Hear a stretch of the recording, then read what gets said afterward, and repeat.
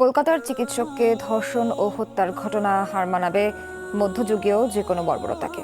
পাশবিক নির্যাতনের পর হত্যা করা হয় সেই শিক্ষানবিশকে। চোখ মুখ থেকে গড়িয়েছে রক্ত, যৌনাঙ্গ সহ গোটা শরীরে ছিল মারাত্মক আঘাত, ভেঙে গেছে শরীরের হাড়ও। এটা কিভাবে হলো, আসলে কিভাবে হয়েছে আমি আপনাকে বলছি। দেখেন, আমি আপনাকে মূল জায়গাটা বলছি। এই যে মানসিক বিকৃতি, অসুস্থতাটা হয়েছে অনলি পর্নোগ্রাফির কারণে, অনলি পর্নোগ্রাফি। পর্নোগ্রাফি দেখতে দেখতে সবাই বাসায় এগুলো ইন্টারনেটে ফোনে সবাই যখন দেখতে অভ্যস্ত হয়ে গেছে, তখন ইন্টারনালি আমরা সবাই পশু হয়ে গেছে। এখন সামনে যেই থাকে, একটা ছোট বাচ্চা থাক, ছোট মেয়ে থাকে, 5 বছরের মেয়েকে দেখলাম রেপ করে ফেলছে। 5 বছরের মেয়ে রেপ হয়েছে কোথায় বলতে চাচ্ছি না, কারণ এগুলো বললে তো নিজেদের দোষ প্রকাশ করা হয়। কিন্তু মানুষ ধর্ষকের কোনো ধর্ম নাই। সে হিন্দু, মুসলিম, নাকি বৌদ্ধ, খ্রিস্টান, না আলেম জালেম, এগুলো ধর্ম দেখার সময় নাই। আল্লাহ পাক বলেছেন তার রাসূলের মাধ্যমে ধর্ষণ হলেই প্রকাশ্যে মৃত্যুদণ্ড দিয়ে দিবে, যেই হোক সে যেই হোক না, ওর কোনো ধর্ম নাই। সে একজন আলেম দাড়িওয়ালা মানুষও যদি হয়, তাকেও এই কাজ করতে হবে। তো চোরের কোনো ধর্ম আছে? ডাকাতের কোনো ধর্ম আছে? তো মিডিয়া আবার টেকনিক্যালি দেখবেন ওইটাকে হাইলাইট করবে বেশি, বিকজ এখানে একটা সুযোগ আছে ইসলামকে ডমিনেট করার জন্য।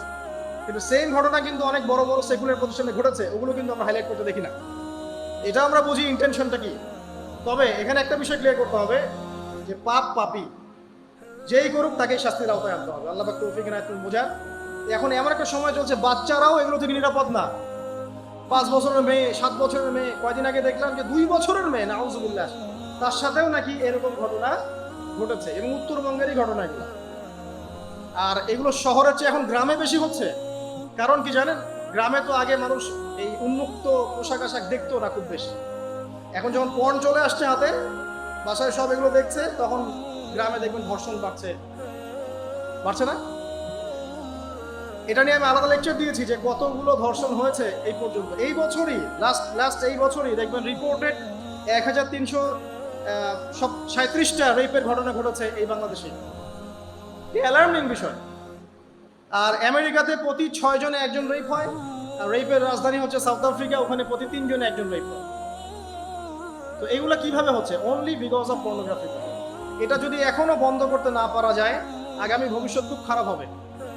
যেখানে সেখানে মানুষ জেনা করবে, যাকে তাকে রেপ করবে দেখে নিয়ে, বিকজ এটা ভিতর থেকে মানুষকে পশু বানিয়ে দিচ্ছে। আমরা জানি এর পিছনে একটা বড় ইন্ডাস্ট্রি কাজ করে, যারা সারা বিশ্বে প্রায় 98 বিলিয়ন ডলারের ব্যবসা করে পর্ন দিয়ে। শুধু আমেরিকায় ব্যবসা করে 12 বিলিয়ন ডলারের, সারা বিশ্বে 12 বিলিয়ন ডলার বোঝেন? 1 বিলিয়ন ডলার কত কোটি বোঝেন? 100 কোটি ডলার। বিশাল একটা ইন্ডাস্ট্রি আছে, এর পিছনে টাকা কাজ করে, টাকা, অনলি টাকা। আর এখানে যা দেখানো হয় সবই ফেক, এগুলো কোনোটাই সত্য না। এটা শুধু একটা অভিনয়, আর কিছু না। এটা দিয়ে পুরো স্পেশালি মুসলিম যুবকদের ভিতরে এমন একটা পশুত্ব ঢুকিয়ে দেওয়া হয়েছে যে জেনা, ধর্ষণ, বেহায়াপনা বাড়তেই আছে দিন দিন। এটা না কমানো গেলে এবং আইনের সুশাসন নিশ্চিত করা না গেলে ধর্ষণ কমবে না, জেনা কমবে না, ইফতিজিংও কমবে না, মেয়েদের অধিকার আর আদায় করা সম্ভব হবে না। এটা আমার মত। বাকিটা আপনারা ভেবে দেখেন, আপনারা অনেক বিজ্ঞ মানুষ আছেন, ভেবে দেখেন কি করলে এগুলো কমবে। যদি না ভাবি, আল্লাহ পাক কি করবেন জানেন? একটা হাদিস বলি কেন।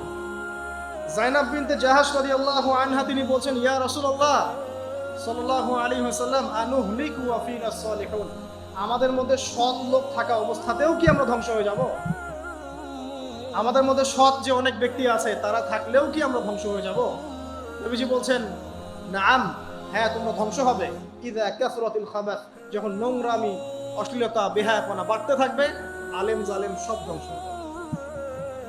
তা আমরা আমাদের স্বার্থেই কথাগুলো বলবো, কারণ আমরা যদি এগুলোকে প্রতিহত করতে না পারি, তাহলে আমাদের বাড়িতেও এই ফিতনা ঢুকে আসবে না?